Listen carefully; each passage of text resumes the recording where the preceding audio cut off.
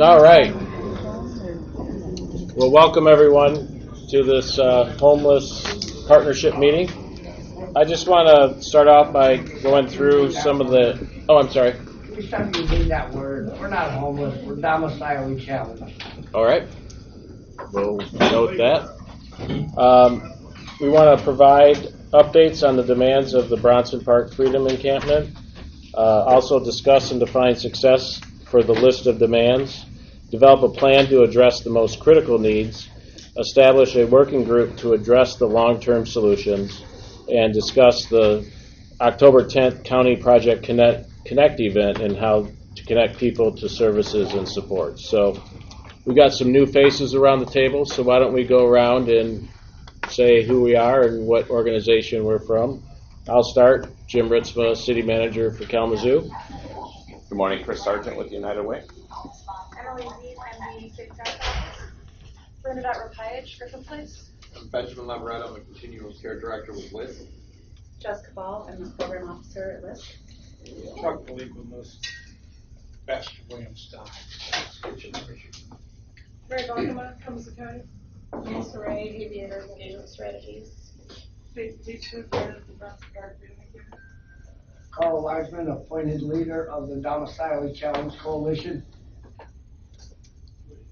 Jessica Decker, part of the Freedom Encampment. Arthur Morlock, part of Freedom Encampment. My name is Denise Heverly, and I'm an advisor to the Freedom Encampment. Mike Reiser, Secretary of the Bronson Park Freedom Encampment. Shannon Thanks Nearing, City Commission. Matt Lynn with United Way. Good morning, John Simpson, Kalamazoo Gospel Mission. Kelly Henderson, Ministry with Community.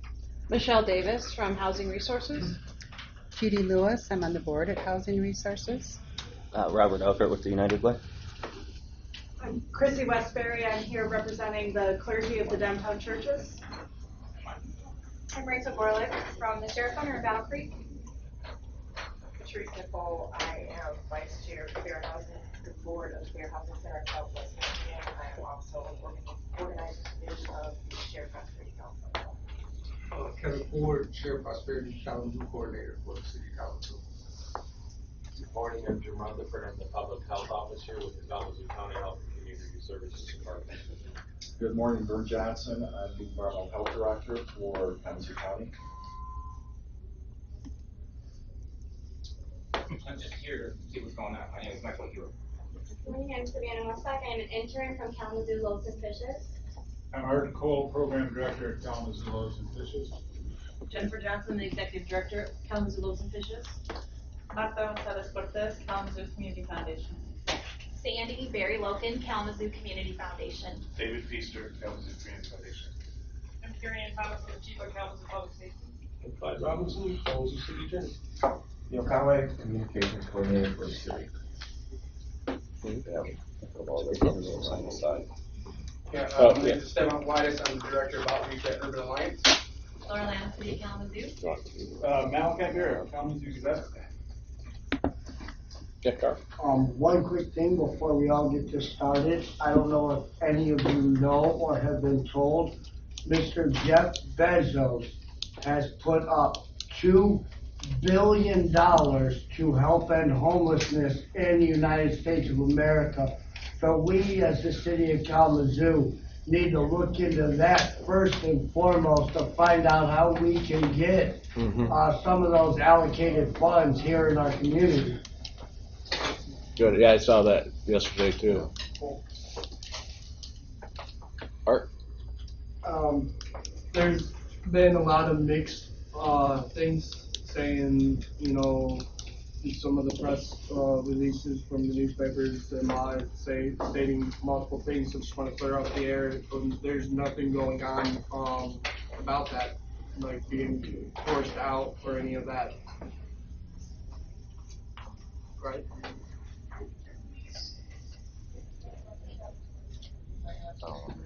Yeah, I don't understand.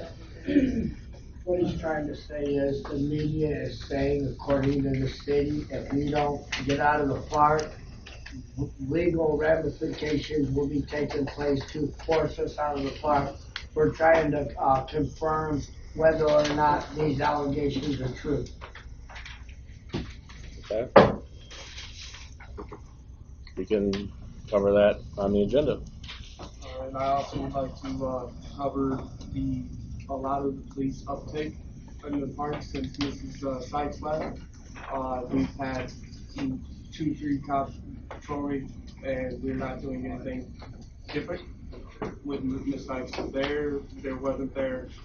I would like to address that because it's causing a lot of tension in our camp. Can I suggest maybe that is something that we just maybe request to add to the agenda at like, maybe after line 4? Does that work for folks? So that way we can get through the first items on the agenda and then maybe discuss that. Item 4, pass. After kind of item 4? Before so next steps. 5. Yep. Yep. Good. All right.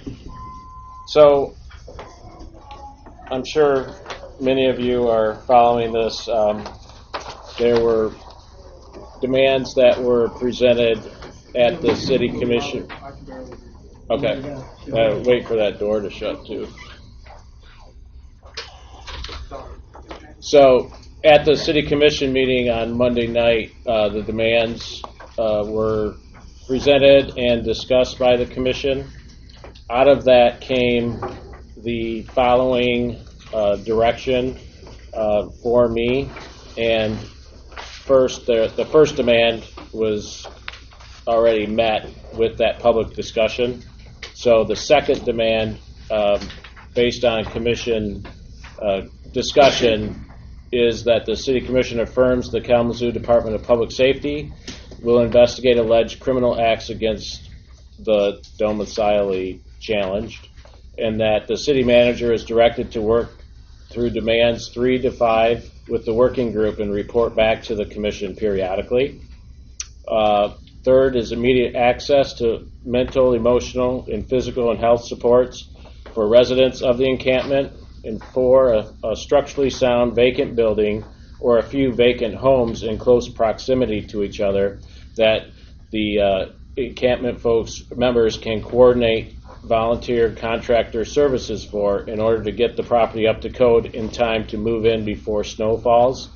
And 5th, the City of Kalamazoo to utilize the expertise of our members and national best practices to develop a long-term housing first policy program that better addresses the issue of homelessness in the future. So we are here today to begin working on these demands. Yes? Gwendolyn Hooker, the person from the Housing Resources, the CEO of NWACP, is talking about tiny homes. Mm-hmm.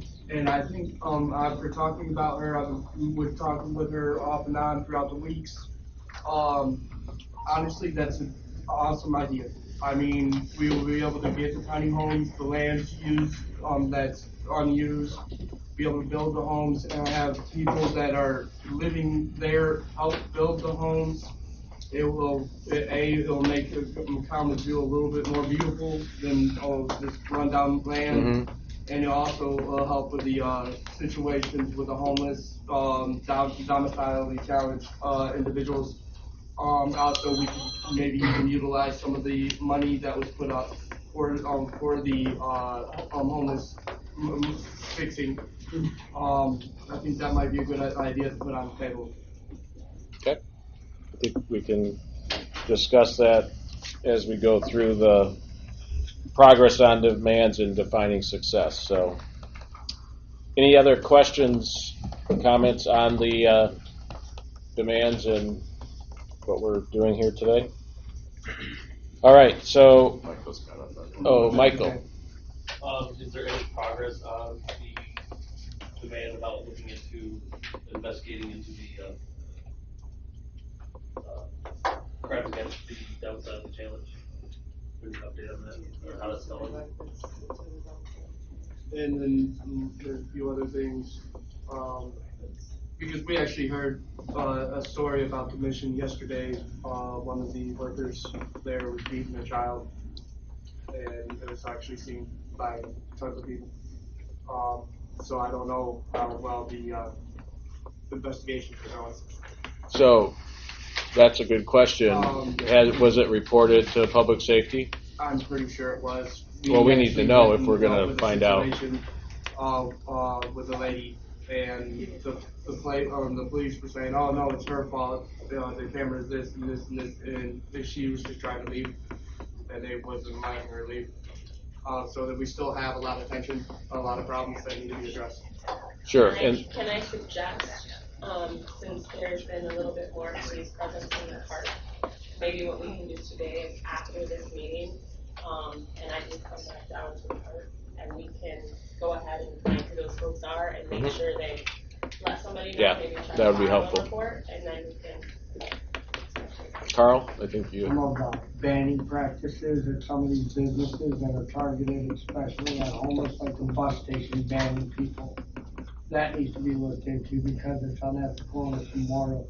And actually it's a violation of constitutional law, as well as the library, putting bans on people, that are homeless. It targets them directly. The library is a place for everybody to learn, as well as it being a 501c3 organization. So therefore, they should not be allowed to ban certain individuals based on their station, like if they're homeless or whatever. They should not be able to ban people from coming into the library simply because they're bringing in a big suitcase. That's not right. It's morally unethical. Some people are just there to learn. Or the fact they'll kick you out if you nod off and take a nap for 15, 20 minutes. They have rules in place that are actually in violation of a lot of constitutional laws at the library. Those need to be looked into as well. Yeah. I just have a question. I'm wondering what the relationship between the city and the gospel mission is, and what the relationship between the county health department and the gospel mission is, and why you have to wait for a police report to comply with the request that they're being invited to a tour. Has anybody even been down there? So there is no relationship between the gospel mission and the city. They're a private religious organization. With the numbers of beds available for emergency shelter, and the county has a health department. Does the county, is the gospel mission just like public this? health locally? We oversee their food program. So if they distribute meals, then we have food inspectors that address that. They're a licensed facility. There's currently no violations as it relates to that. We respond to any complaints of sanitation related issues, extra related issues. So that's pretty much the public health involvement. Art?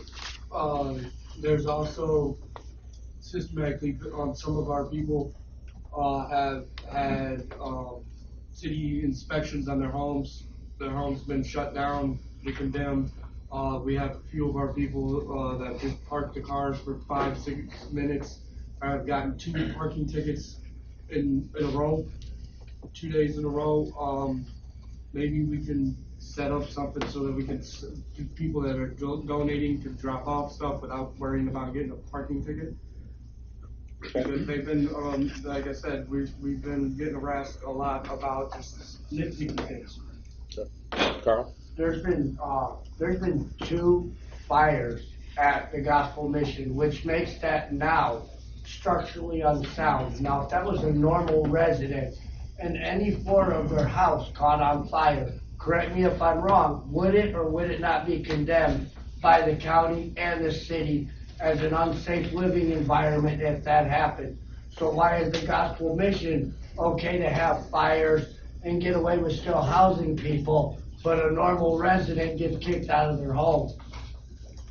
Is it possible that we can hear from some of the community resources who have undoubtedly been working on solutions to some of the problems that these people are experiencing, so that we can and regroup back to the. Well, I want to really focus right now on the demands, which obviously we started talking about one of them. but really talk about defining success. What does success look like to folks, members of the encampment in each of these areas, so we can really hone in on what's important, what needs to be focused on, and when. And from there we can go. I'm going to ask Chris Sargent to facilitate this, so let's move forward to that. Housing first, followed by education. We're going to get there. We're going to get there. We need to get working on this. So, yeah, I think we've had some really good conversations over the last week and a half and beyond, but intentionally a community table developed again here today. One of the things, as Jim mentioned, is so I think we've got a good sense of some of the challenges and some of the supports that are needed. So we've brought a lot of community partners. This table and community group continues to grow to try to provide support. And again, I just revisit, I'm going to go back to last Wednesday's conversation where we went around the table and talked about our aspirations, our solutions, if you will, for how to address some of these challenges, recognizing that some are short-term and some are long-term. So some of these things we won't solve today, thank you. Other things will take us time, but we want to continue to build on that momentum. And while I can appreciate, depending on where you're at and what situation that you're in, solutions sometimes can't happen fast enough. And so we need to have a sense of urgency, which I know a lot of people continue to come and show up and make their schedules available for that. So I appreciate that. I think the other thing that we've got to think about is unless there's new problems that we need to define, I think we've got a pretty good sense of the problem, which is we need some resources both immediately and long-term to get to what you mentioned, Carl, with the Housing First strategy. We have some expertise in the room today that can help us start thinking about that.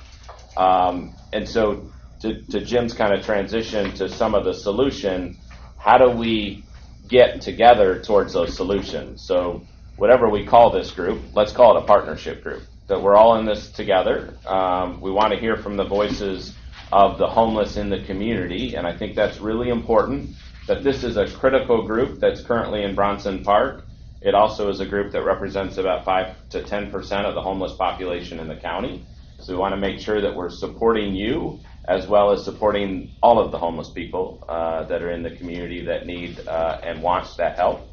And so maybe the question back to the Freedom Encampment folks is, so beyond the challenge or the problem, we have offered up some solutions last week and earlier this week, and I realize there's no single perfect solution.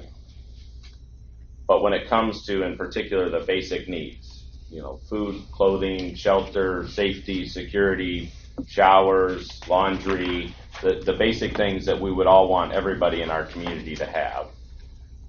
The solutions that we've provided, we want to be sustainable. So one of the things that we don't want to do is say, here's a solution and it's good for a week.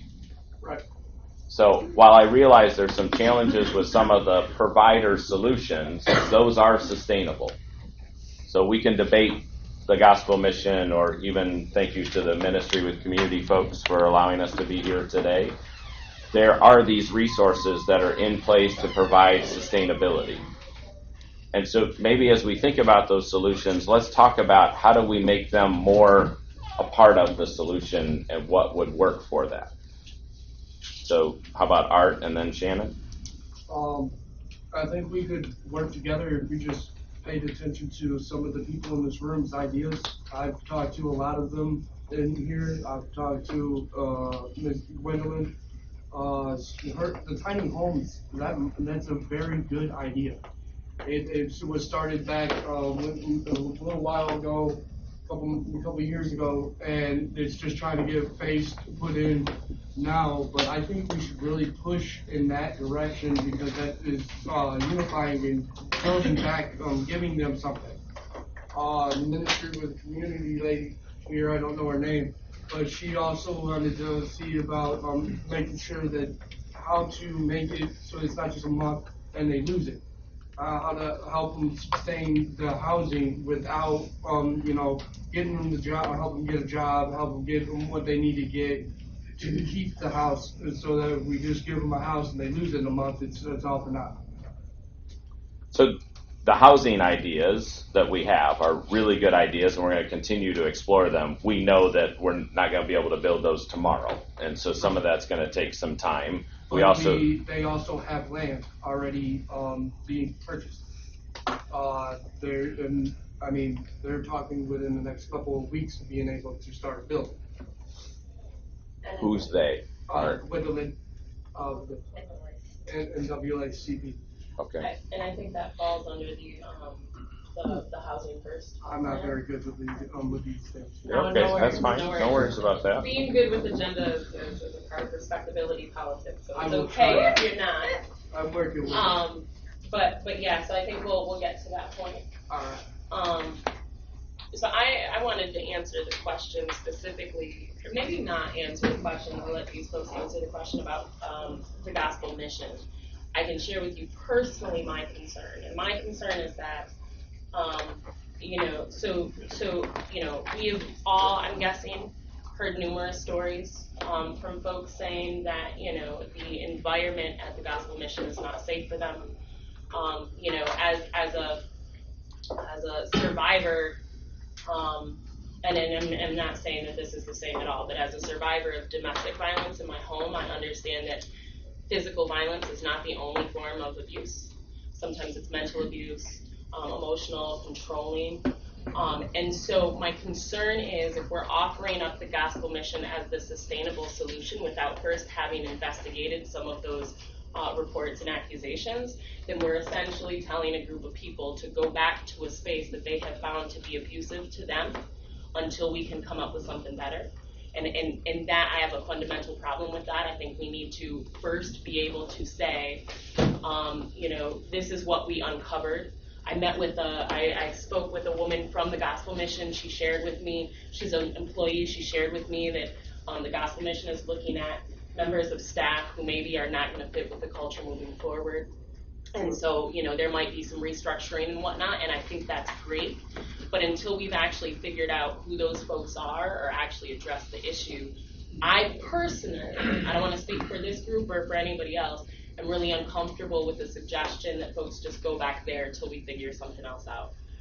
So I just wanted to lift that up. Yeah, so the one thing that I would just highlight maybe from last week as well, and I know John's here and Pastor Brown and John both were here from the Gospel Mission last week, with a commitment to look into, and I know you have, John, do you want to speak to some of that? Do you have the ability to talk about what the Gospel Mission is doing and has done to look into those concerns? Yeah, we're absolutely 100% committed and open to, to those situations, but we need the details, we need the information to be able to look into those. And so, I'm happy to meet with anyone individually, or if you want to talk about those issues, we can work through them. And, the only way that we can begin to work through that process is by tell us when it happened, what happened. There's an incident the other day that I was a part of, and, the police came and we gladly showed them the video within 5 minutes of the incident. And, there was absolute clarity of, the issue. And so, we're 100% committed to making sure that happens. So all we need is the info. And as with any organization, there's folks that we're always assessing whether or not folks are a fit for what we do. We've all had a job that we ended up at some point saying, I don't know if this is for me, right? And so, we're always, so that's not a new process nor one that, is going to stop at some point. We're always assessing whether or not folks are a good fit for what we do every day. So, John, would it be fair at the conclusion of today's conversation for you to meet with representatives from the group, the Freedom Encampment group, just to talk about some of their concerns and just kind of talk about both what you're doing to address them that you've been doing, and we appreciate that, but also make sure that we're hearing some specific examples and what's the process if there is an allegation for you to be involved, and obviously the city is committed to public safety resources. I think the key that we have to recognize is we aren't going to be able to just take an allegation and take it as factual. We've got to investigate that, and so there's a commitment both from the gospel mission and the city with the resources to do that. So we need them to be more than I heard or somebody saw. We need to, we need more information than that. So that could be a solution, Shannon, to your point. The gospel mission is a critical partner in this work to ensuring that individuals have resources. And so we rely on them, and they've been a key part of that for years in this community. So. And I guess, I absolutely agree with you. What I would hope we could get to, or what I would hope we could get to, is an understanding that until we've had those conversations and those things have been addressed, that might not be a good short-term solution. And we might need a different short-term solution until those things can be addressed and investigated, understanding that will take time. So, that's all I wanted to say. I just wanted to suggest, talk to Craig, your cook manager. He's been down here since day one. We've talked to him. He knows a lot of our issues. He's trying to help you guys. I suggest you bring him into your little groups, because he knows us better than most people in your group, and he's wanting to help. Yeah. So we'll I bring suggest- whoever to the table that will help us I resolve it, suggest right? you bring him. So, He comes down here, he delivers water. I mean, he's a good guy, and he has all of our respects. So it's a good idea to bring him into your table. So maybe Carl and Art, after the conversation, you connect directly with John and say, who do we need to get around the table to really address some of the concerns with the gospel mission and what that looks like for success into the future. So back to the point of trying to build on success and solutions, let's do that. Let's also recognize, if I could just make a statement as well, the gospel mission serves hundreds of individuals every day in a very good way. And so while I can appreciate that there's opportunities for improvement, you all talked about continuous improvement last week for the organization and a commitment to that. Let's also not forget that you are serving hundreds of people every day successfully through the gospel mission too. So let's make sure we balance those two out. And also be careful not to speak for hundreds of people that aren't in the room. True. Thank you, I Shannon. do want to state, we've been given a dumpster. That has not been changed since that dumpster was put on the ground. I don't know the account numbers or any of that. I've been getting the runaround, they have not been changed. Ironically, every time we have a meeting, our porta potties get changed and cleaned up. Yeah. Which happened to the last meeting we had, they got cleaned out.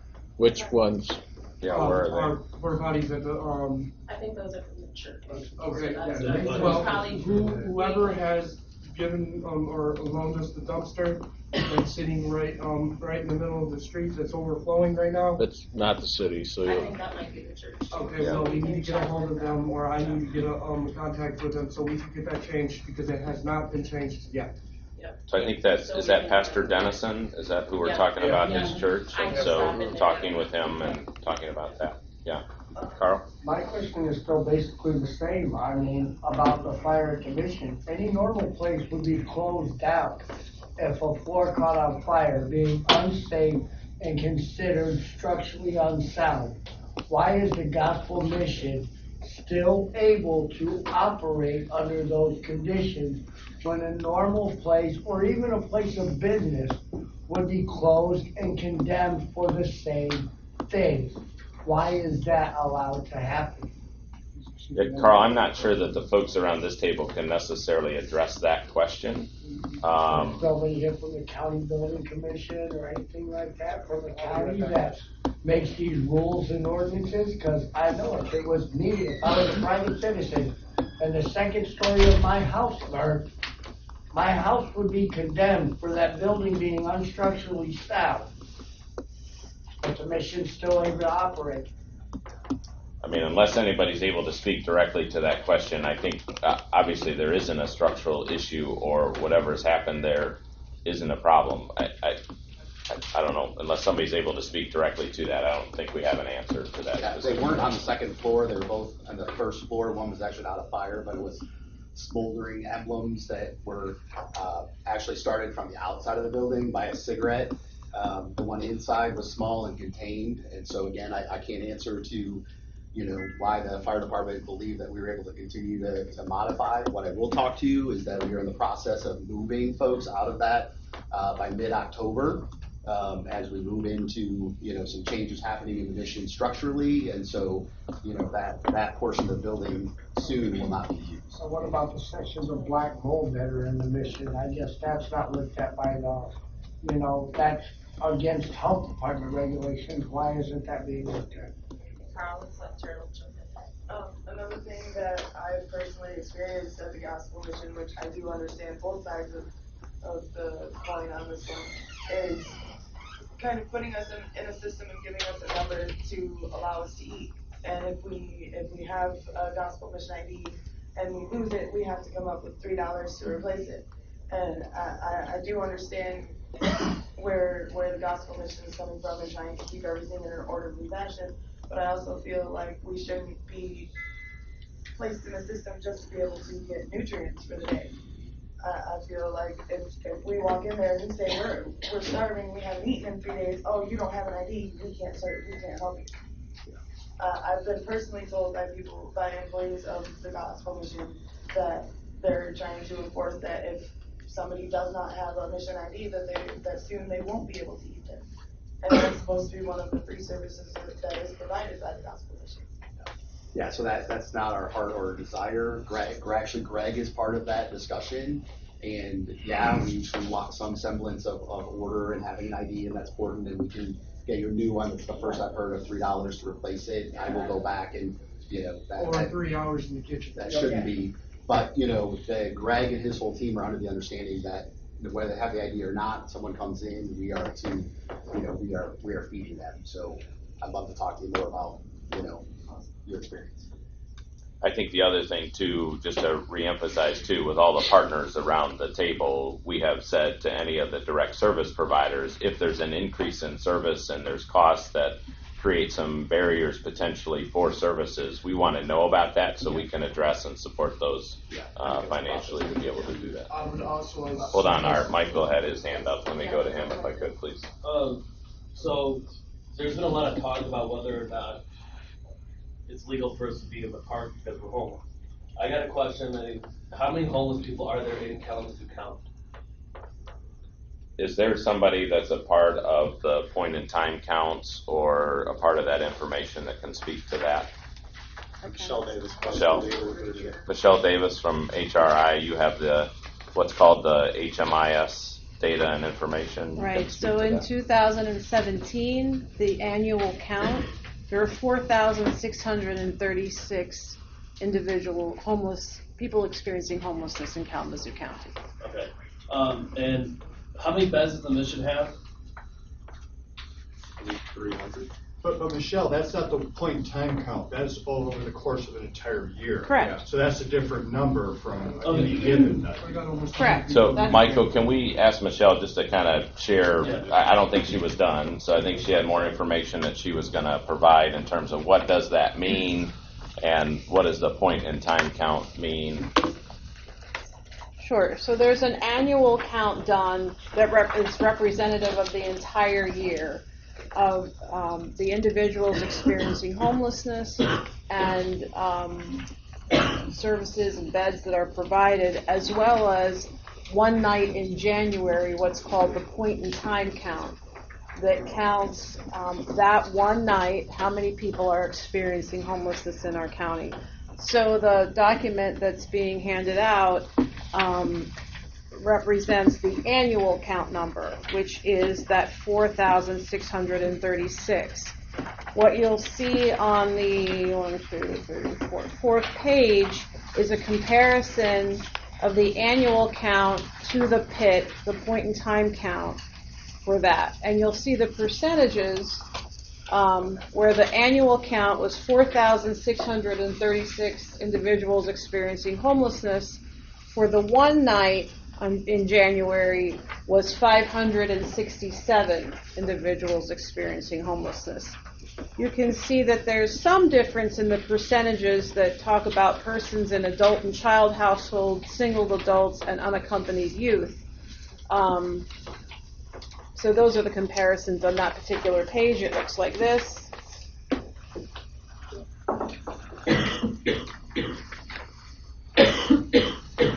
That answer your question?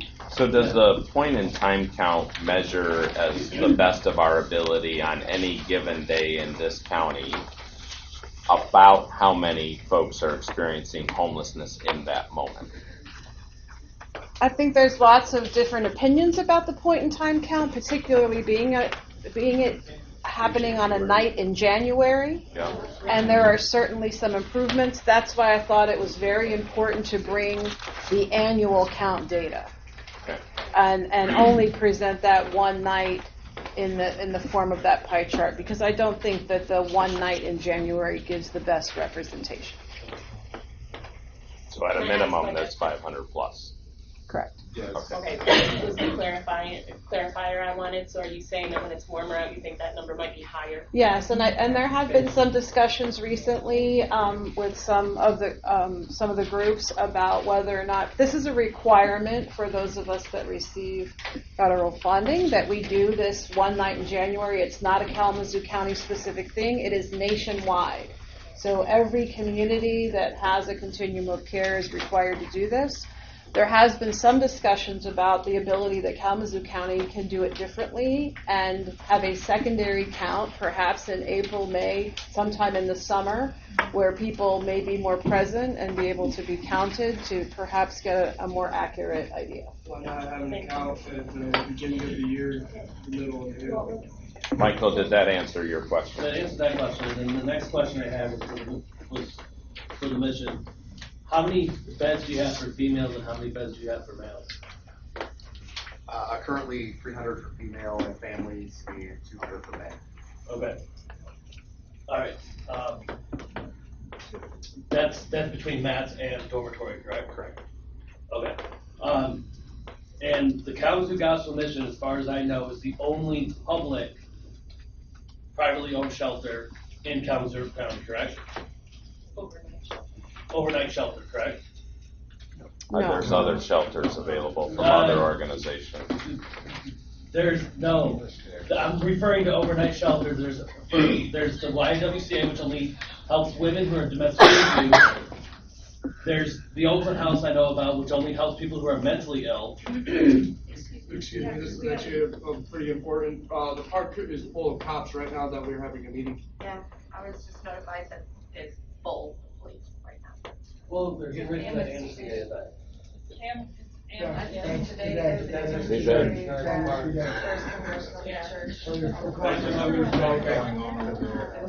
a huge canopy. Yeah, that's the amnesty day. And, So what I'm saying is there's actually probably, because the thing is these numbers, I know how these statistics work. The way these things work is based off of people who are actually staying and receiving services within the shelter overnight. That's how these statistics work. So yeah, he just pretty much told you 500 people, which is the amount of people that can fit inside the mission. But when they shut down that building, it's gonna they're not gonna be able to hold anymore. They're gonna have to cut down their numbers. Not true.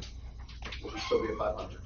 Well, we have about You're gonna shut down half of the. And the we point use in a very time small count? portion of that existing building. It's actually a very small portion of what. Okay, well, there's still a lot more people who are homeless than 500 people in Kalamazoo County. I can guarantee you that.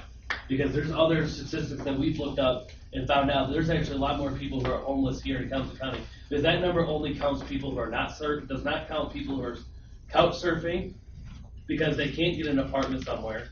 That's not including the people who can't get into these services for an overnight shelter. Due to their background. Due to their background and stuff like that.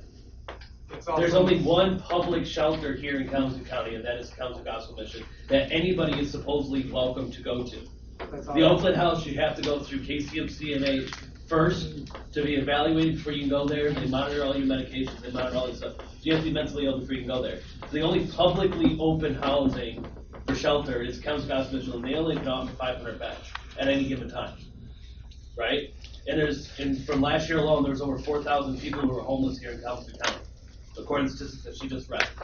If there's only 500 beds, according to what the federal government, and I'll read it because I just pulled up the article from the Department of Justice, when adequate shelter space, which means enough to house all the homeless people. When adequate shelter space exists, individuals have a choice about whether or not to sleep in public. However, when adequate shelter space does not exist, there is no meaningful distinction between the status of being homeless and the conduct of sleeping in public. Sleeping is a life-sustaining activity, i.e., it must occur at some time in some place. If a person literally has nowhere else to go, then enforcement of the anti-camping ordinances against that person criminalizes him or her for being homeless. Such laws, the DOJ argues, violate the 8th Amendment protections against cruel and unusual punishment, making them unconstitutional. By weighing in on this case, DOJ's first foray in 2 decades into this warning cites far beyond Boise. Yes, this may have been an incident that happened in Boise. It may be something that happened in the 9th District Federal Court, but it was upheld by the 9th Federal District Court. Granted, there has not been a case, but I guarantee if you guys continue this in Kalamazoo County, there will be a case in this federal jurisdiction. So, Michael, we're trying to focus on. I'm just letting you guys know because there's been discussion in the thing. Jim Ritzman's been quoted in the paper stating that we may not have to follow federal law. He's been quoted on that, saying that we're there illegally. But to be truthfully honest with you, according to the federal government, it's a violation of 8th Amendment rights to criminalize a homeless person or charge them for sleeping in public or camping in public. That is a federal law. And according to the United States Constitution, whether you want to admit it or not, federal law trumps state and city law all the time. So if the federal government is telling you that enforcing city ordinances when there's not adequate shelter for homeless people in your city, which there's not, that is unconstitutional and you're violating 8th Amendment rights. John, can you share with us at any given time what percentage of the gospel mission you have people sheltering overnight in? Yeah, so again, it varies very much on weather and other circumstances, and so we will, on the men's side, very rarely are we at capacity. Okay. On the ladies' side, there are times when we are at capacity, especially on You the said families. women wait last year with the wait list. Yeah, that's what I just said. There are times when the ladies, especially on the family side, that there is, a waiting list. Are you currently at full capacity? I have to check as it goes day by day. There may be on the family side, but overall, no. Okay. So you currently have availability for shelter. Thank you. Michelle, can I ask a quick question about the PIT count? Sure. Does that include the women or people who are in the domestic violence shelters and Oakland? Yes. Okay. Can I also say something about the data? My name is Stephanie Old, and I'm from MIDSTA, Michigan State Housing Development Authority. And I just want to make sure that you as a whole community recognize that you've decreased your literal homeless population from last year to this year. And that shows in your data within HMIS that Michelle's reporting out on. And so I just want to make sure you guys recognize that as something positive. And then also really understand that the PIT count is just a snapshot of one night of what homelessness looks like in your community, whereas the HMIS data is much more accurate in terms of seeing how many people you've served in a whole year. And so I just wanted to offer that. Thank you. Thanks, Stephanie. Chris, the solution to the homeless problem is not warehousing and containment. It never has been, nor will it ever be. And even, from a scriptural standpoint, there's a proverb that says, do not frequent your neighbor's house, or he will eventually tire of you and hate you.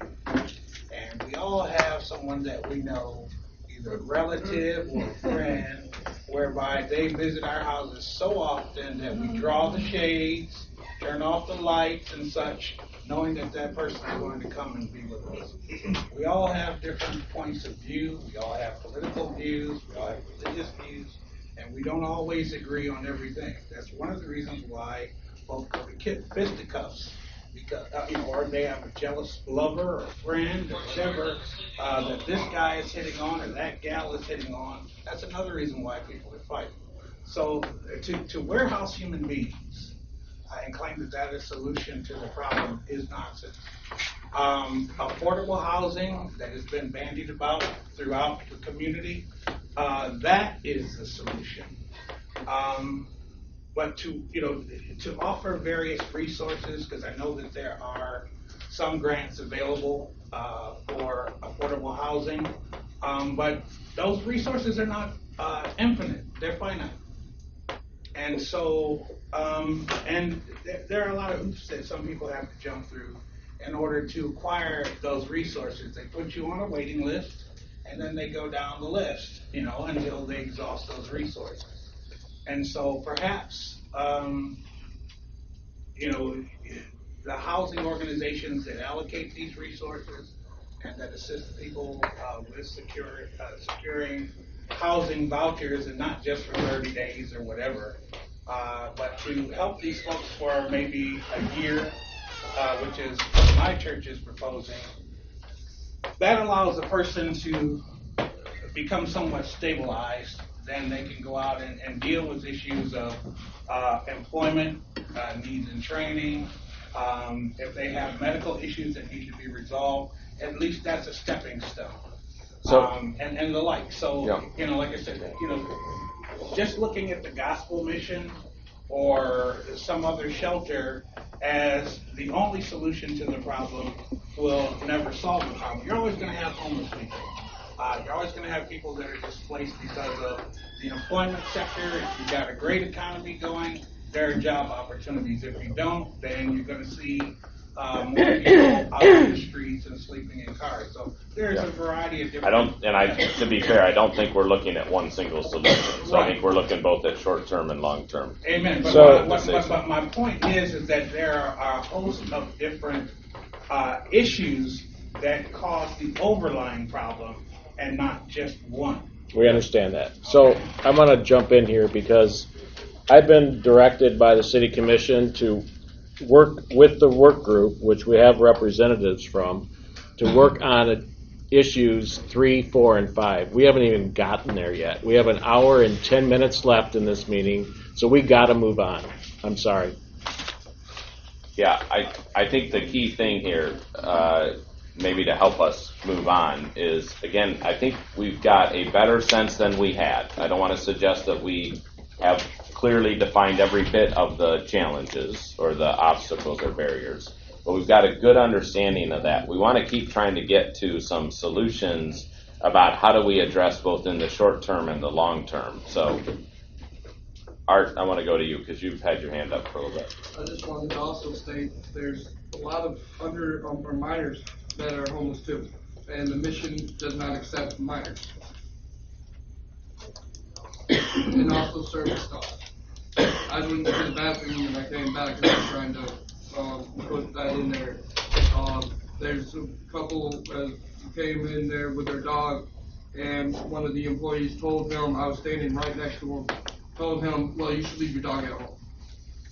So it sounds like you guys have talked about maybe these individual issues with the mission, and you guys have agreed to sit down later and discuss for about them. 2 weeks now. Yep. So, right, and those are things that probably we can't talk about individually because we don't have all the information. So it sounds like you guys are on the right track to do that, which is wonderful. And if I can jump in here a little bit, Jim, I notice and feel your frustration that we haven't gotten to the 3 points that we're here to talk about. I want to suggest maybe, or what I'm hearing is a little bit of a disconnect between you, Jim, and you, Chris. Because Chris, I hear you wanting to lift up that, well, we found a short-term solution. You know what I'm saying? That we think works, and so can we talk about that? And I think that's why you're getting feedback on the mission. And Jim, I hear you saying we have 3 specific bullet points that we need to address, which is not, those are 2 different asks on the agenda. So I think that's where some of the confusion is coming from. So maybe if we can just go ahead and go to point 3, and we'll let go of the conversation about the short-term solution, because I think we have a different. Obviously, there are differing opinions on whether or not that's true.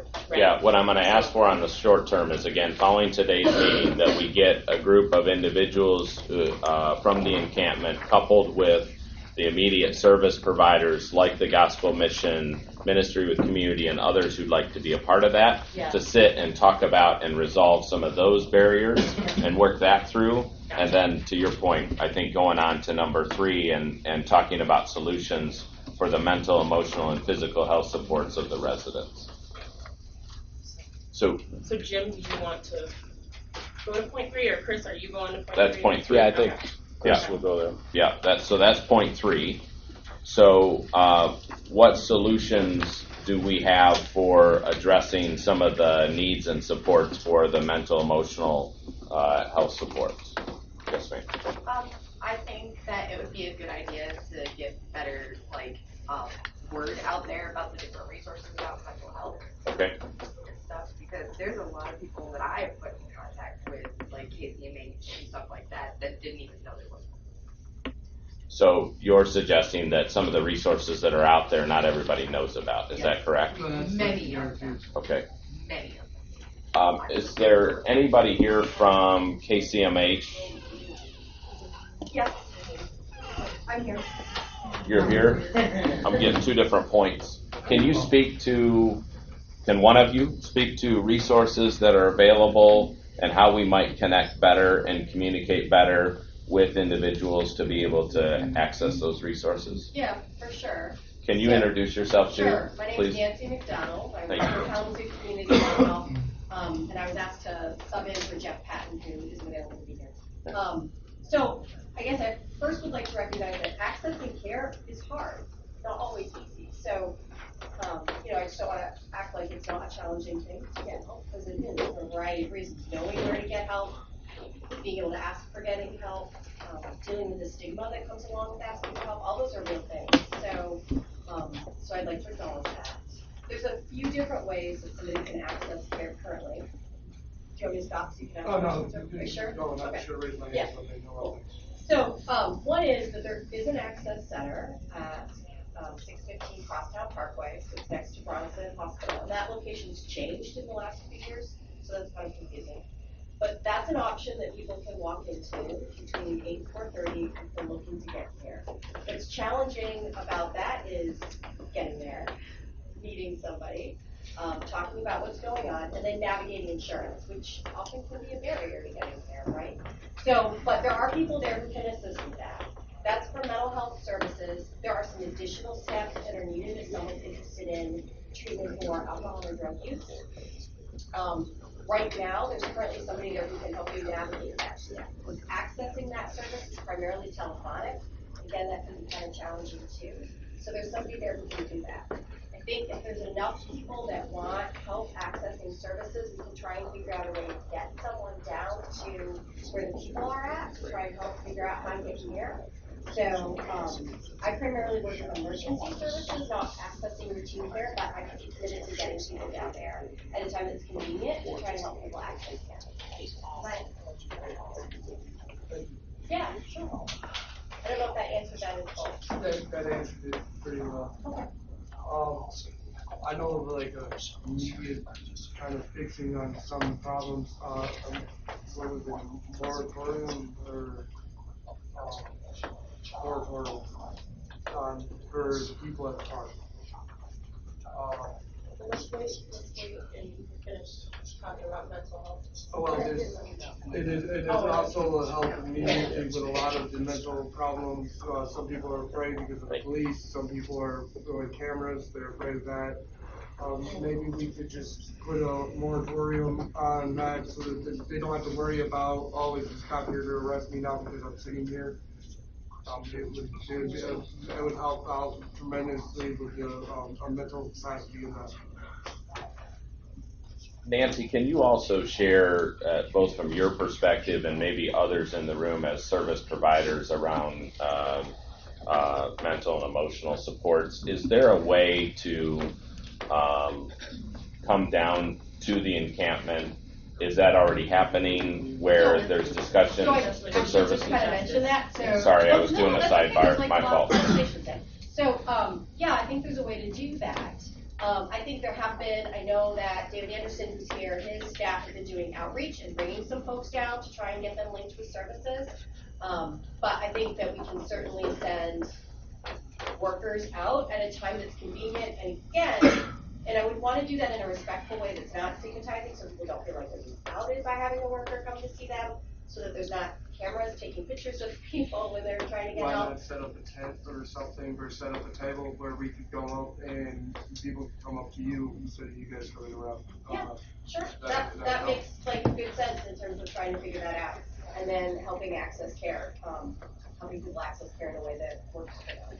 And I don't want to jump in with anything, Carl, I apologize. I just also wanted to make sure those folks show up, because I've heard that numerous times of workers have been down there, but there is not one person in the encampment that has seen anybody. So there is a disconnect there from community mental health, so. Okay, sure. But there's more than one encampment here. I mean, you got people camped out right here, right next to, right behind, the ministry, and then you have people over on Cedar Street. And Absolutely. other locations. Absolutely. So, but the comment was that folks had been to Bronson Park, and nobody at Bronson Park has seen a service provider. Okay. So, But isn't this the issue on homelessness? And it's so that incorporates all people who are homeless, as they mentioned earlier, not just one particular group of individuals at a specific location.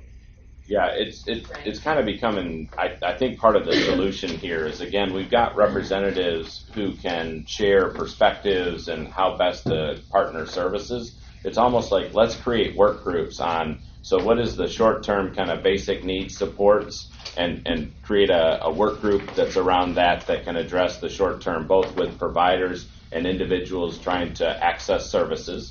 And when I say individuals, I'm talking anybody in the county who needs support. We have representatives here, which we appreciate, and want to use their voice, as well as making sure that it's comprehensive in nature. So, John, I'm going to start suggesting some things that move us forward. Could you and some other service providers bring that work group together that looks at the immediate need of what we talked about last Wednesday that you all shared in summary about kind of those basic needs? Yep. And we get a work group going between providers and individuals who are asking for supports. We're going to have to somewhat break these bigger conversations up, I think, to make better progress. So right now we have multiple groups. We have somebody, like you said, the short-term group, have a group there, somebody working on the intermediate group with housing and the resources, and then we have a long-term. That's a great idea. I think that's exactly where we need to go. So we'll do the kind of the basic immediate needs. Nancy, could you and other partners do the same thing on the emotional and mental supports that are available to create a work group there that could help address that?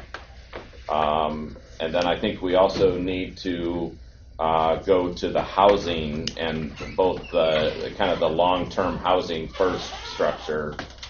Carl, you've had your hand up for a while, so. Yeah, mine is basically this package that's in the very back, this Kalamazoo Project Connect. Well, the issue with this is 90% of the people that need these resources have no transportation to get to the location that it's at. Yeah. So it makes it almost impossible to get there. You guys are all the way on 2900 Lake Street. It's all the way on the other side of Kalamazoo, and people are expected to walk 4 miles basically from downtown Kalamazoo to get there. Is Angela Anderson in the room? I'm right here. Okay, Angela, could you talk about, I know it's a little further on the agenda, but just because I think it's important to talk about resources, can you talk about Project Connect? And I know you're also trying to address the barrier that might be transportation and how we're doing that. Can you speak That to is still an active piece of the work for Project Connect, securing the barrier, securing access for those who cannot get to the event. We are looking at, there will be bus tokens available. And the hope is that agencies, even here in this room around the table, will help us with distributing those bus tokens. We're also working with Metro to find out whether or not, I still have yet to hear from them, if there was going to be some type of pass or the use of a County Connect van. What happened was recently we did have volunteer drivers. Individuals have to go through a training to secure those vans. Unfortunately, 2 of those drivers got into accidents, and that kind of mars the process for individuals to be able to drive.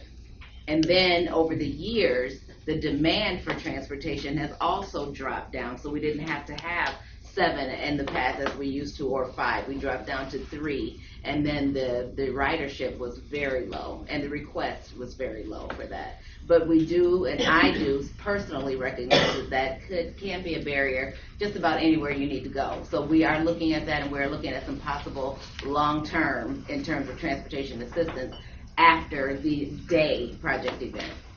Okay? So, Can I just suggest, Chris, that that this is a long-standing event, Project Connect.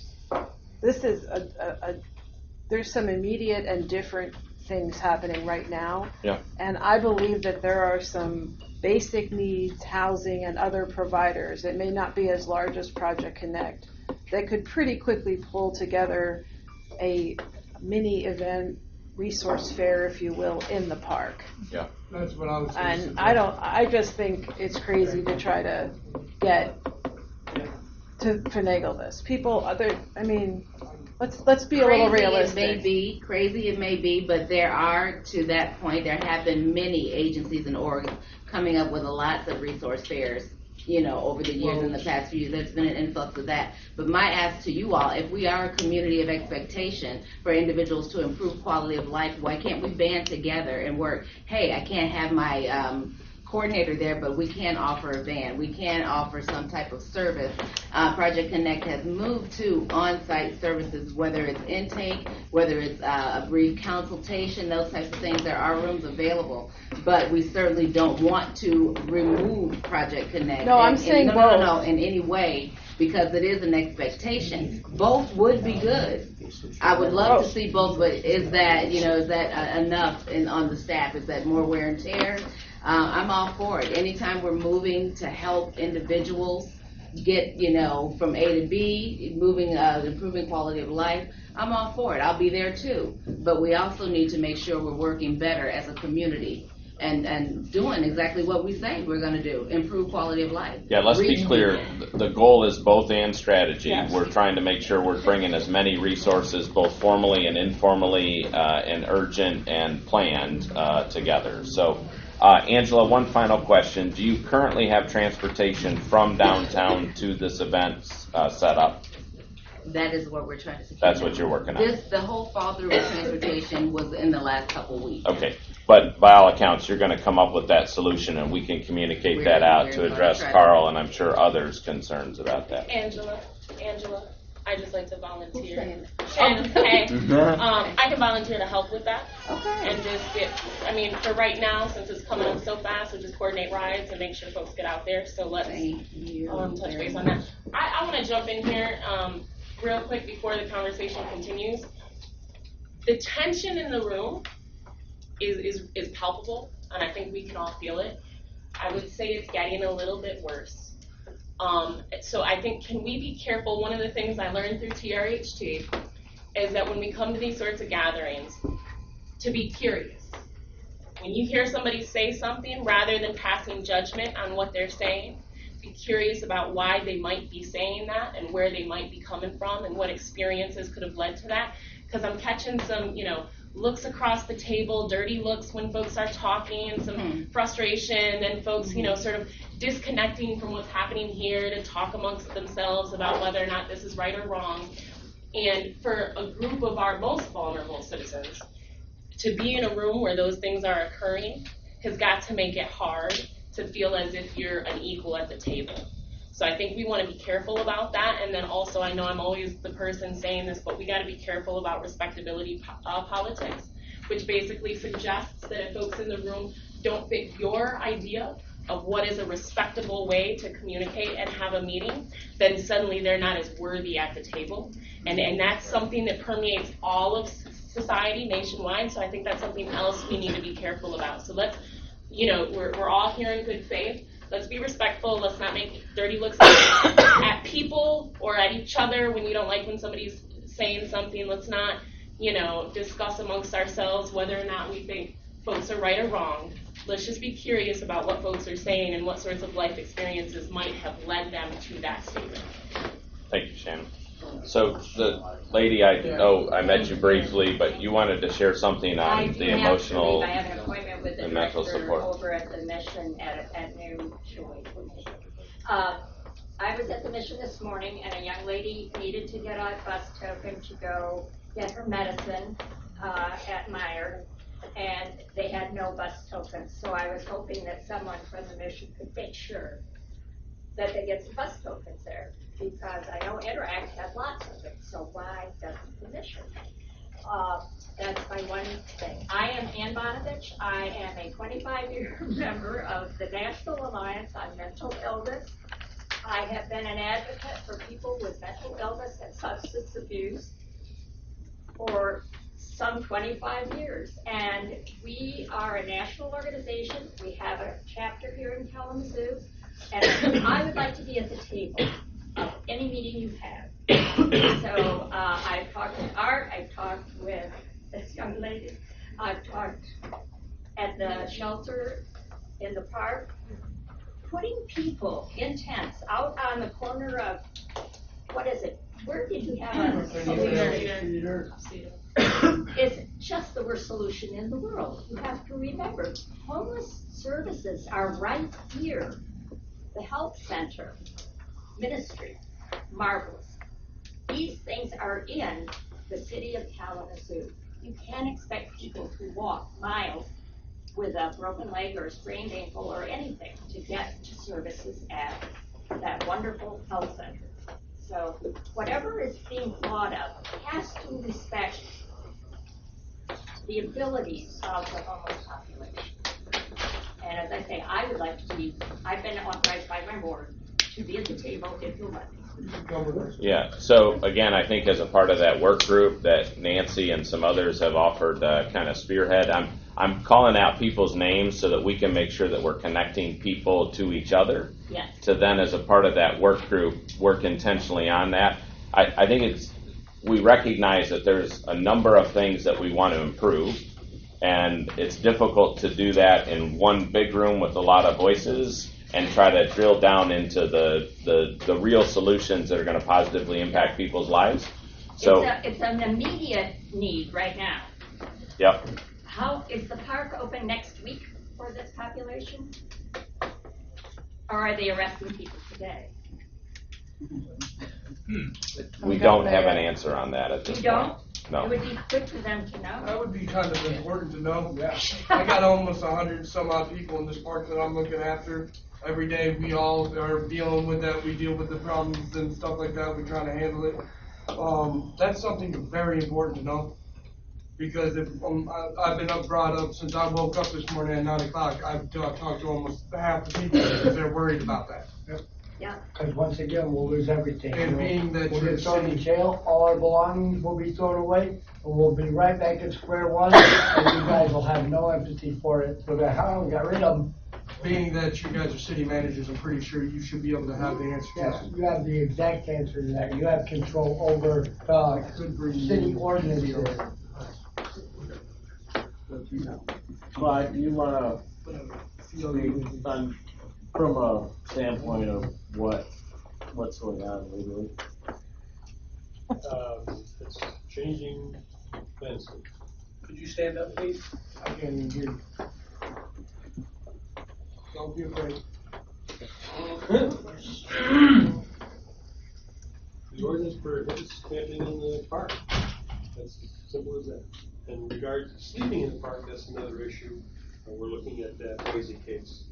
But camping, setting up of structures, that would remain illegal even under that federal case. But here's the thing. Denise, because I hear you saying something about that's not how it's defined. Do you have some information that can? Well, first of all, I don't think we're here to do the nitty-gritty of legal analysis. The fact that people are living with the daily fear that the cop who's circling around is getting ready to throw them out is making them mentally ill if they weren't to start with.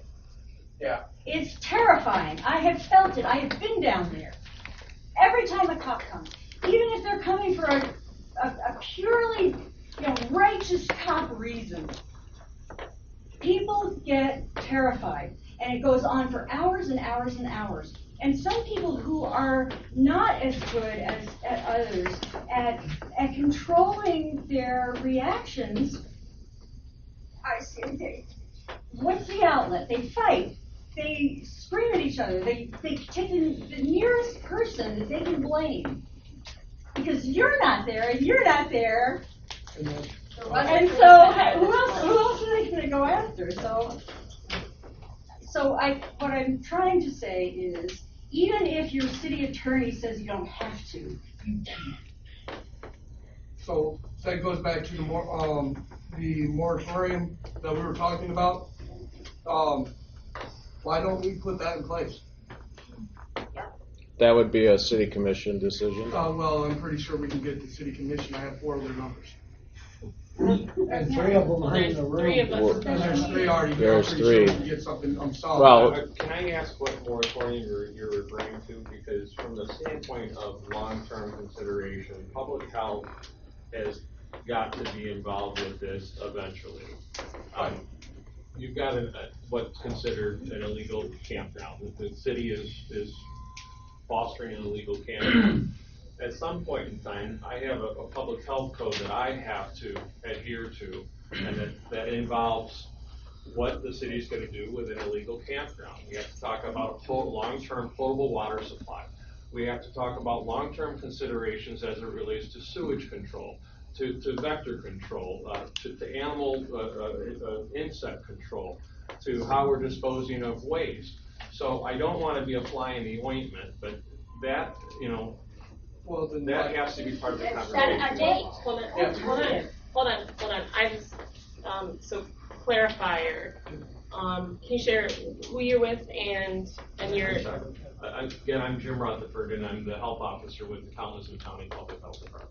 Okay, so what you're worried about is the public health situation in Bronson. Beyond what the city's ordinance involves, there's state ordinances and local ordinance that address campground, the licensing of campgrounds, the requirements that are part of a licensed campground, long-term considerations as it relates to a water supply, as it relates to sewage, as it relates to the food that's being prepared and served out there. The same questions that you have relative to the shelters in terms of why aren't we enforcing these regulations. I can't turn a blind eye forever regarding the ordinances that exist within the conditions at Bronson Park and other smaller areas. Nobody said forever. Pardon me? No one asked for it forever. The link is between getting a program on wheels, on the ground, happening, and getting, in the meantime, an alternative that is reasonable and is not Cedar Street. On behalf of the town, we want to work in unison with the city, and that's what we're going to do. But I don't want you to think that it's just the city ordinances that are under consideration or under concern or in violation. There's state laws that unfortunately I have to adhere to. Now they have 2 agencies to be terrified of who are not. So I'm back to Shannon. I'm feeling negativity from her. Yeah, you are. Okay, hold on. So I think what I hear you saying is it's not just up to the city, it's up to folks at the county and other folks too. There are multiple people who have to weigh in on this. Okay. I'm gonna go ahead because folks seem really anxious to say something. Can I suggest that I think these are the only 3 hands up, each of you go, and then let's Ernesto too. And then after that, can we break for food, sort of take a breather and come back? Is that, sure. If anybody has to leave and can't stay longer, maybe connect with whoever it is during lunchtime that you feel like you need to connect with, just for like next steps. But I want to, we're all here together trying to solve this. So just if we can keep it, and I know it's tense. I have been out there in the park. Let's just, sort of give ourselves space to move through this in a positive way. Thanks, Shannon. That's helpful. It'd be also helpful to know what the encampment's plans are. Yeah, absolutely. So maybe that's what we can talk about when we come back. Mm-hmm. Okay. Carl, because you were standing up. I might Oh, upset turnovers. somebody. I might upset you, sir. So you can turn a blind eye when, to health regulations when it only affects low income and homeless people about mold and things like that that are health code violations at the mission. But we can't turn a blind eye when it looks at the public and people with money. We can't turn a blind eye there. But low income and misplaced people, we can turn a blind eye to them and we can keep ignoring them. But we gotta issue to people with money. We gotta take care of them. People without, yeah, they don't matter. People with, oh yeah, we gotta take care of them. That's what I'm hearing from you, sir. Okay, I'd like to turn this whole thing around right now. I have had members of our community that are not homeless, that are not domiciliary challenged, that have come to me and asked if people in the encampment are willing to work, willing to get a job.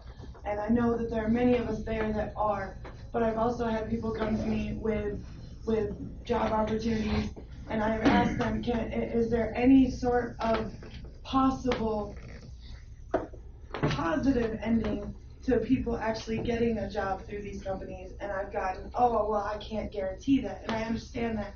But the people that have come to me with employers' names and phone numbers and applications to get domiciliary challenged people in touch with employers that are willing to work with them, whether a criminal background or homing or a housing issue or anything. And I do appreciate all the support from the outside community we have had. But I also think that a lot of our issue right now is all the backlash we're getting for trying to bring the fact that homelessness in Kalamazoo and across the country is a problem. And I hate seeing that we're sitting here and going back and forth at each other and not able to come to a conclusion, because this is a problem and it hurts all of us, whether it's mentally, emotionally, and anything. And I hate seeing us working like this because we can't seem to work together, because we've divided ourselves between homeless and not homeless. You have money, you don't. And it shouldn't be like that. It should not be the way I sit here and start like this, because I feel like we are so low on the totem pole that nothing we try to bring up matters. I myself have mental issues, and I am down there every day dealing with all of it. And I deal with the anger in the camp, and I deal with the fighting in the camp. And we're trying so hard not to feel that backlash and not to feel like we are unimportant to the city council members, the county council members, and the other members of our community, that some of us all we're asking for is someone just to talk to. Someone just to hear our voice.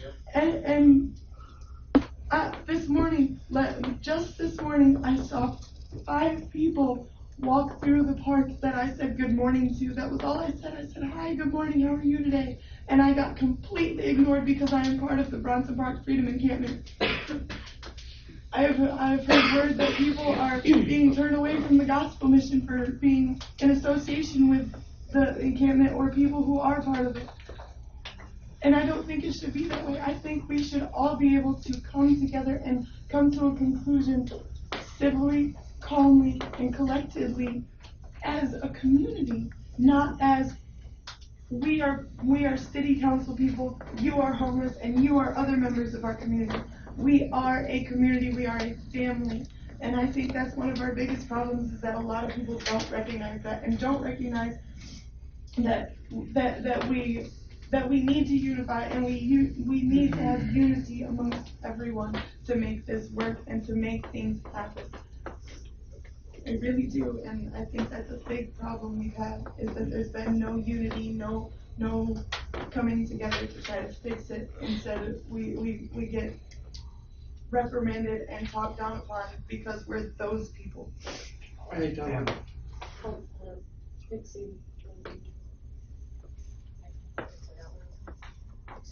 Oh, no, you're fine. You're fine. I did have something about the mental health.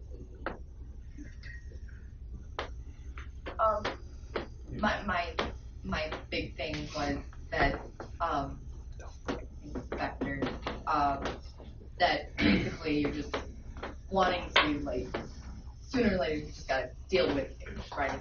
Well, you know, there are those of us, like myself, that are banned from the mission, banned from here, that I'm not allowed to come in, period. So we're okay just to, you know, get arrested and for sleeping on the streets though, right? Okay, I want to say. You have one more from the Urban Alliance Forward, right? So, for me, I've been going down to the park, practically every day, just to hang out with them and, you know, love on them. And I started to think about this scenario, and I started to think about Kalamazoo as a whole. Kalamazoo is a beautiful place, a very beautiful place that has many resources. And I started to think about how this situation is not a matter of who's right, but what's right. And the difference between the two is that what's right causes us to take action in ways that our policies and procedures, our laws and ordinances make us. What's right is we know that there's a population of individuals who need help. I was thinking about the shared prosperity stuff. You know, what a great opportunity for us to be able to use that resource to be able to answer some of these problems. So for me, it's again, we have the resources, we have money, we have people who want to help and people who care. The problem is that it's a matter of what's right and who's right. All right. So we know that the things you gotta abide by is what's right. Right. We know that your job and what you have to do is what's right or who's right. I'm sorry. But what's right is that we have to take care of this population also. So for me, I'm one of holding people accountable. Also, being equitable with how we do things. Not just saying, well, they need resources, so let's give them all the resources they need. Where's the equitable mindset in this, right? And so, for me, we'll keep continuing to help and be a resource to that. If we can help in any way, shape, or form, we will. But again, we have to approach it with the mindset of not what's right, or not who's right, but what's right. Okay. So, Just be great. Yeah, let's take a break. Before you do that, because I'm a member of the clergy, and I have a lot of commitments. Okay, so I need to put this on the table. I did come here with a solution today for the housing issue. If you would please like Shelter Kalamazoo on Facebook, that is our page, and we are putting together a fundraising effort to provide housing vouchers for the homeless and low-income individuals. If you represent a housing agency, especially MISHDA, I would like to talk with you, and hopefully that we can get a small group of people together, no more than 7, no less than 5, to serve on this allocations committee, and then put together the paperwork so that our homeless brothers and sisters and others who qualify for this program can come and apply for this resource. Once they do meet those mandates, we want to provide them with a housing voucher up to 1 year, with the contingency that they demonstrate their efforts to try to become self-sufficient. If that's the case, then we can extend the funding for another 12 months. So then that individual or family won't be out on the streets. Okay, so this is what our church is offering. We've even launched a GoFundMe page at GoFundMe.com/Shelter Kalamazoo. My mother isn't even from Kalamazoo. She lives in Battle Creek. She made the very first donation this morning. Okay? So let's get it done. That is a solution. It is not the solution. And we hope to marshal other resources. Like I said, those vouchers are being offered through other human service agencies as well. If we pull these resources together and we have these folks working in conjunction with one another, we can make this thing happen. Finally, Caltran, which is one of my church's charities, is a 501 see. So I'm going to stop you there because Okay. there's a lot of nonprofits that could do a campaign to solicit funds. We already have a lot of funds But I to be said able pool to the direct support. resources together. We are That's- trying to pool, that's and why you're you got talking about an 96 individual fund that you're creating. So No, I'm going to no. go to break now. I just wanted We're to officially state going to that I break. suggested a festival down in Kalamazoo Park about 2 weeks ago. So let's take a break, let's get food, all of that. Come back in about 10 minutes. I want to keep talking about the work group so we can drive the solution.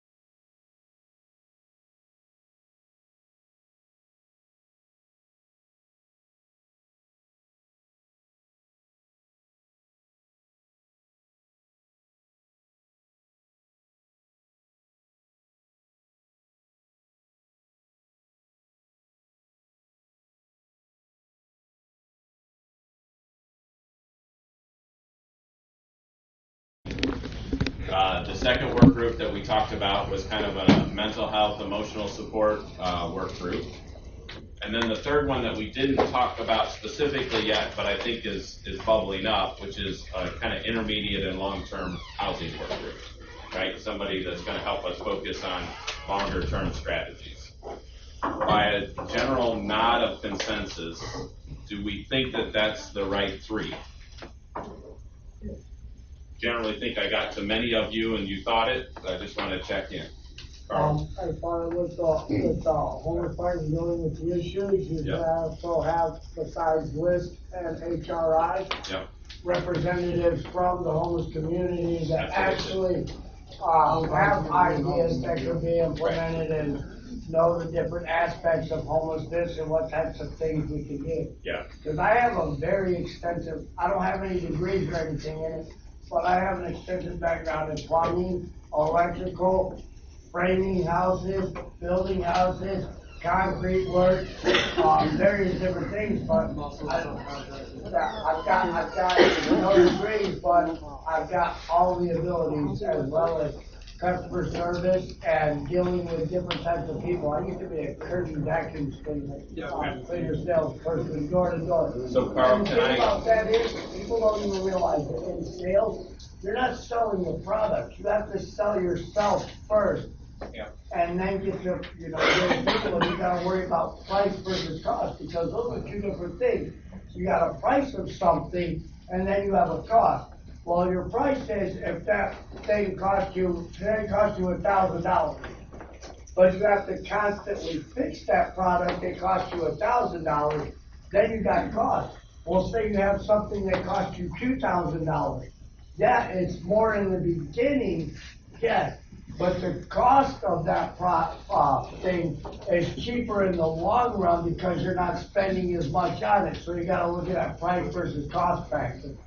So Carl, to your earlier point, people who could benefit from services is kind of the first folks.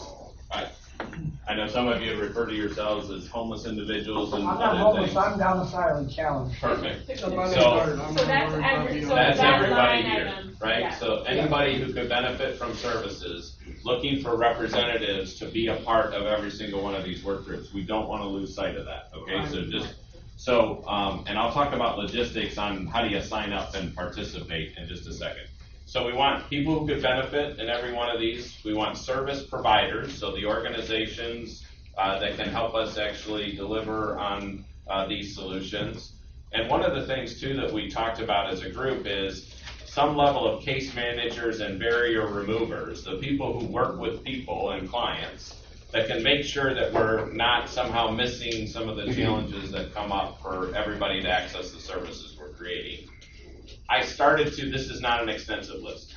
So this is the part that I don't necessarily want to get into adding more right now, but organizations like Ministry and Gospel Mission and others would be part of the organizations, and then representatives from your encampment and the homeless population as a whole, or domiciliary challenged, or just people who can benefit from services, right, would be a part of these, be a part of this work group. Same is true with the mental and emotional support, and same is true with the housing, both intermediate and long term. What I would ask, I'll come to you in just a second, Michelle. What I would ask is, I know we've offered up kind of our team to help manage this, and please, if there's others who want to be a part of that, we need more than just a couple. Is in maybe in a few minutes, making sure that if you want to be a part of any of these work groups, both as an individual or as an organization, that you see Matt and Robert, we make sure we get your contact information so they can logistically schedule those conversations and then help in any way make sure that we've got individuals a part of this. Okay. Yep. I think that's wonderful. So we'll wrap up this meeting in just a minute because I know we were only going to go to one. So to do a couple of kind of last minute comments, but then please, when we break from the meeting, let's make sure that if you want to be a part of any of these three work groups, you do that. And then this larger group meeting will be more of a report out on the success that we're having, right? Or some of the challenges that we might be coming up to that we don't have a solution for. We might come back and be strategic about that. Yeah. Michelle, I would like to recommend a fourth work group, because even in the points of the demands and NHRI's visit to the park the other day, the number of people with significant health issues, there needs to be some kind of physical health. Physical I health. agree 100%, yes. Everybody agree with that? Yes, we do. So we need a physical health work group. And that work group as well, I won't write it just for redundancy's sake, but it would be people who need support, service providers, case managers, barrier removers, same structure for each of us. I just want to make one thing note about the housing thing. Yeah. I have a job, and I can't get an apartment anywhere in the city. Here's my credit.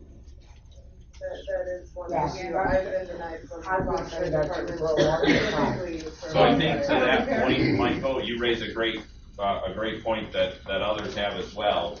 That's where we need kind of these barrier removers, because the other thing I heard is some people don't have IDs, and that limits their ability to get basic needs and all of these services. Well, we've got an ID task force that's trying to ensure that people have IDs. The county has an ID program. So that's part of the case manager and barrier removers, to say if your biggest issue is you don't have an ID, or you've got some credit things that you need to clear up, that we've got people who can help with that so that you can get the other access to services that you're looking for. Hold on. All right, can I go to Carl? I have my ID, but I'm working on getting my driver's license back, but I gotta get $3 to go to the state of Kentucky to get them to release my driving record, and then pay the additional 15 to the state, so. So again, that's part of this. So one of the things that might come up, we might need some resources financially to be able to have a pot, and so this will also be addressing any financial needs that we might have to be able to do that. Sorry, Art. I'm just wanting to suggest that people that do go into these groups, don't go in the groups because this is how it's supposed to be done. Go in with an open mind. Stop. Let's keep the closed eyes, the closed barriers that we have. Let's expand those and think outside the box. Because honestly, right now we wouldn't have gotten this far if we didn't. So I just suggest, just anybody who joins the group, don't just go in there because I'm a housing representative or this that. Go in as an individual, and just imagine everybody together work in the same situation. Yeah. That's the best way we're going to solve our issues. Yeah, let's continue to put ourselves in other people's shoes, right? So that we don't just have our own perspective, but others as well. Sorry, sir, you had your hand up. Did you want to? That's funny you say other people's shoes. That's exactly what I'm in. My name's Liberty Williams, born in Norman, Oklahoma. Moved here in '95. I lost my wife in a car wreck after 19 years last year. That being said, it's just another story that we all have some kind of crazy story, and these boots have a story. My friend from the National Guard, his nephew, in the Army, he got these boots after boot camp. And it's funny you say other people's shoes.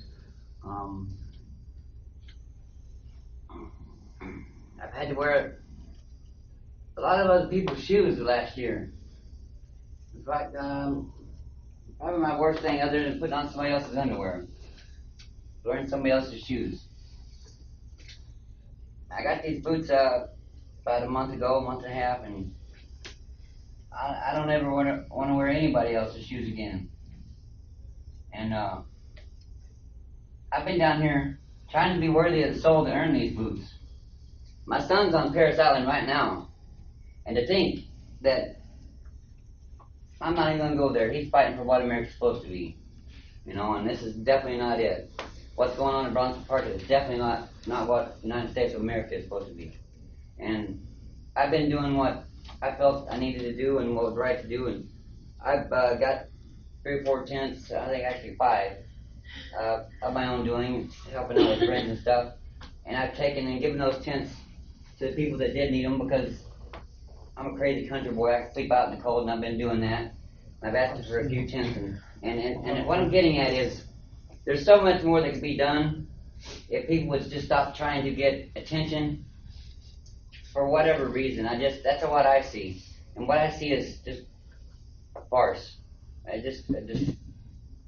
going to try to be nice about it. There's people out there that really do need help. And I'm not doing this because I need help, because I could be in Oklahoma right now. I got sentenced on the 4th.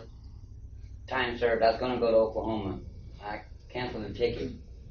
So I'm here because I, maybe for the first time in my life, try to be worthy of my dad naming me Liberty. I'll be damned if my son's going to fight for this here in these streets. He's born and raised in Portage County. And I got a lot of good ideas. I got a lot of quick, easy fixes too.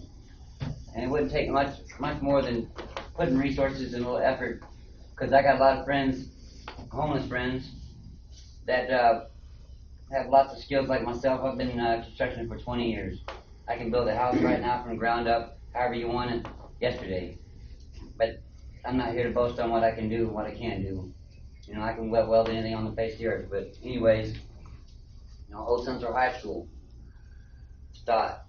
I'm just throwing it out there. They only use the floor, I think. They only use the floor of it. That's at least 4, plus the basement. I heard some auditoriums too. I mean, you could still use the school and put people there not even know they're there. That's also making them disappear too. So I don't know. There's lots of fixes like that around town. Sites that could be used for so much better than just growing vines on the side of the building and collecting old souls. I don't know. I'm gonna do what I can, keep doing what I can, with or without the help, because I've been having to do it without any help. Yep. So I know there's others that would like to say something, but I gotta tell you, I think what you just said, Liberty, is a perfect end to this conversation. That we're better together, and so let's go be better together, and let's work on solving these issues and supporting the people who we all care about. So thank you all for your time. It's all be worthy of these books. I'm sure you are. So please see Robert, Matt, and others who want to help organize these work groups and logistics, and then we'll follow up as a larger group. Okay. Thanks, everybody. I can write